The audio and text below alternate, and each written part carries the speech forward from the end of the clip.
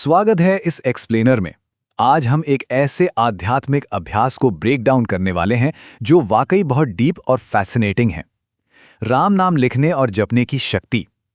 नीम करोली बाबा की शिक्षाओं पर आधारित इस सोर्स मटेरियल में कुछ ऐसी बातें हैं जो लिटरली चौंका देने वाली हैं। चलिए देखते हैं कि इस एक आसान से शब्द के पीछे इतना बड़ा कल्चरल और डिवोशनल वेट आखिर क्यों है। इस एक्सप्लेनर की शुरुआत ही एक बेहद कमाल के उदाहरण से होती है। राम से बड़ा राम का नाम है। जरा सोचिए इस बारे में। ये एक छोटा सा कोट बिल्कुल क्लियर कर देता है कि किसी देवता के भौतिक रूप से भी ज्यादा उनके नाम में कितनी बड़ी पावर मानी जाती है। इस पूरे कॉम्प्लेक्स विषय को समझने के लिए यहाँ हमारा रोडमैप बिल्कुल क्लियर है। पहला, राम नाम की शक्ति। दूसरा, सदियों से भक्तों के अनुभव। तीसरा, इसे लिखने के स्ट्रिक्ट नियम। चौथा, कागज की माला का रिचुअल। और आखिर में इसके मनोवैज्ञानिक और आध्यात्मिक फायदे। तो चलिए शुरू करते हैं पहले हिस्से से, राम नाम की शक्ति, जो हिंदू भक्ति परंपरा का एक मेन कॉन्सेप्ट है। सोर्स ये बताता है कि नीम करोली बाबा जैसे महान संत हर वक्त इस नाम का जाप करते थे। उनके लिए ये कोई नॉर्मल रिचुअल नहीं, बल्कि जीवन बदलने वाली एक ट्रांसफॉर्मेटिव फोर्स थी। और इस प्रैक्टिस का असर अस्तित्व की शुरुआत से लेकर अंत तक माना जाता है। राम नाम सत्य है, ये वाक्य हम अंतिम संस्कार में हमेशा सुनते हैं। सोर्स इस बात पर जोर देता है कि यह सिर्फ शोक का प्रतीक नहीं है, बल्कि दिवंगत आत्मा को मोक्ष यानी स्पिरिचुअल लिबरेशन दिलाने का जरिया है। यानी आम जीवन में मिरेकल और मृत्यु में मोक्ष। इसका इंपैक्ट कितना यूनिवर्सल है, इसका अंदाजा इस एक बात से समझा जा सकता है। पौराणिक कथाओं के सबसे बड़े विरोधी रावण ने भी जब अपनी आखिरी सांस ली तो उसने आध्यात्मिक शांति के लिए श्री राम ही पुकारा था। और दूसरी तरफ समर्पित भक्त अपना पूरा जीवन इसी लगातार मानसिक एकाग्रता के लिए लगा देते हैं। एक मिथोलॉजिकल एंटैगनिस्ट से लेकर सच्चे भक्त तक दोनों पर असर बिल्कुल सेम बताया गया है। अब आते हैं दूसरे हिस्से पर, जहां हम अलग अलग सदियों के भक्तों के किस्से देखेंगे। सोर्स मटेरियल सिर्फ ब्रॉड कॉन्सेप्ट्स पर ही नहीं रुकता, बल्कि अपने क्लेम्स को सपोर्ट करने के लिए ऐतिहासिक और मॉडर्न डे एविडेंसेस भी पेश करता है। इतिहास की बात करें तो कवि तुलसीदास लगातार राम नाम का जप करते थे, और सोर्स दावा करता है कि इसी अटूट लगन की वजह से उन्हें भगवान हनुमान और बल रूप में भगवान राम के साक्षात दर्शन हुए थे, जिसके बाद रामचरितमानस जैसा महान ग्रंथ लिखा गया। वैसे यहाँ एक ध्यान देने वाली कैवियट भी है कि देवता अक्सर भेष बदलकर या बहुत सटल रूप में आते हैं, ठीक उस बाल रूप की तरह। आइए अब थोड़ा आधुनिक समय यानी मॉडर्न डे में आते हैं।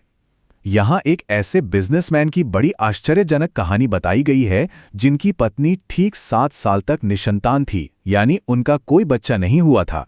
हुआ ये कि उन बिजनेसमैन ने अपने खाली समय में राम शब्द लिखना शुरू किया और लगातार 6 महीने तक हर दिन 5-6 पन्ने भरे। उसके बाद क्या हुआ? दावा है कि उनके घर एक बेटे का जन्म हुआ और उनके बिजनेस में मैसिव ग्रोथ आई। सोर्स यहां तक क्लेम करता है कि अब तो उन्हें बिजनेस प्रॉब्लम्स आने से पहले ही सपनों में आभास हो जाता है। ये लिटरली एक रियल गेम चेंजर की तरह साउंड करता है। इन शक्तिशाली किस्सों के बाद दिमाग स्वाभाविक रूप से एक सवाल पर जाता है, आखिर इस रिचुअल को स्पेसिफिकली परफॉर्म कैसे किया जाता है? सिर्फ स्क्रिबलिंग करनी होती है या इसका कोई प्रॉपर मेथड भी है? इसके जवाब के लिए बढ़ते हैं तीसरे हिस्से की तरफ, जहां लिखने के सख्त नियम बताए गए हैं। ये कोई कैजुअल लिखावट बिल्कुल नहीं है, बल्कि एक डीपली फोकस्ड और सख्त रूल से बंधा हुआ एक्सरसाइज है। नियम सुनकर वाकई हैरानी होती है। सिर्फ लाल शाही वाले पेन का उपयोग करना है। शब्द बिल्कुल सीधी और ऑर्डरली कतार में होने चाहिए। कागज एकदम साफ हो। अगर लिखते वक्त कोई गलती हो जाए तो उस पर कांटा लगाना या ओवरराइट करना पूरी तरह मना है। पूरा फोकस स्ट्रिक्टली मानसिक होना चाहिए।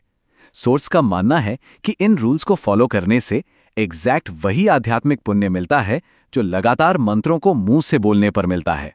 और इन सब में एक स्पेसिफिक नंबर एब्सोल्युटली क्रूशियल है, और वो है 108।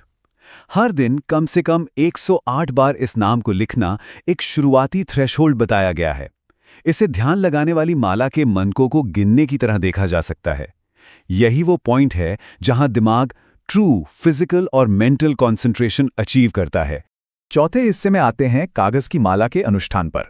अगर कोई इस प्रैक्टिस को एलिवेट करके एक लेवल और आगे ले जाना चाहता है तो सोर्स में एक हाईली स्पेसिफिक फिजिकल रिचुअल सिखाया गया है। प्रोसेस कुछ इस तरह से है। सबसे पहले कागज को छोटे अलग अलग टुकड़ों में काटा जाता है, फिर हर टुकड़े पर पूरे फोकस के साथ श्री राम लिखा जाता है। उसके बाद एक माचिस की तीली से हल्के से छेद करके उन्हें एक पवित्र धागे यानी कलावे में पिरोया जाता है और आखिर में ये माला भगवान हनुमान की सिंदूर चढ़ी मूर्ति पर अर्पित कर दी जाती है। ये प्रोसेस दिखाता है कि अपनी श्रद्धा दिखाने के लिए लोग कितनी डिटेल्स पर ध्यान देते हैं। और अब हम आते हैं आखिरी यानी 5वें हिस्से पर। इस लगातार अभ्यास से आखिर किस तरह के फायदे मिलते हैं, देखते हैं कि सोर्स किस तरह के व्यापक परिणामों का दावा करता है। इन लबों को हम ब्रॉडली 3 कैटेगरीज में बांट सकते हैं। मनोवैज्ञानिक स्तर पर यह मेंटल और फिजिकल कंसंट्रेशन इतना बढ़ाता है कि पूरी एनर्जी एक ही लक्ष्य पर फोकस हो जाती है। ज्योतिष के हिसाब से सोचें तो दावा है कि ये ग्रहों के दोष, स्पेशली शनि देव के नकारात्मक असर को पूरी तरह न्यूट्रलाइज करता है। और भौतिक स्तर पर सोर्स कहता है कि बिना मांगे ही सारी दुनिया की इच्छाएं और बिजनेस प्रॉस्पेरिटी मिल जाती है, यानी एक पूरा होलिस्टिक समाधान। एक पॉइंट जिस पर सोर्स सबसे ज्यादा जोर देता है वो ये कि इसे अपनी दैनिक जीवन का हिस्सा बन जाना चाहिए। दिन की शुरुआत चलते फिरते या काम करते हुए जब ये पूरी तरह से रूटीन में शामिल हो जाता है तो अब चेतन मन यानी सबकॉन्शियस माइंड शुद्ध होने लगता है और फिर एक समय बाद यही अभ्यास सपनों के माध्यम से डिवाइन गाइडेंस मिलने के रास्ते खोल देता है। तो इस पूरे एक्सप्लेनर को कंक्लूड करते हुए एक बहुत ही थॉट प्रोवोकिंग सवाल दिमाग में गूंजता है। अगर सिर्फ रेपिटेटिवली और पूरे ध्यान के साथ लिखने का ये एक आसान सा लगने वाला प्रोसेस रियलिटी को इतने डीप लेवल पर बदलने का दावा रखता है, तो आज के समय में ऐसा कौन सा शब्द या लक्ष्य होगा जो इस लेवल का एब्सोल्यूट डेडिकेशन डिजर्व करता हो। एक ही थॉट पर माइंड की पूरी ऊर्जा केंद्रित करने का ये कॉन्सेप्ट वाकई कमाल का है। इस सोर्स के विश्लेषण में हमारे साथ जुड़े रहने के लिए बहुत बहुत शुक्रिया।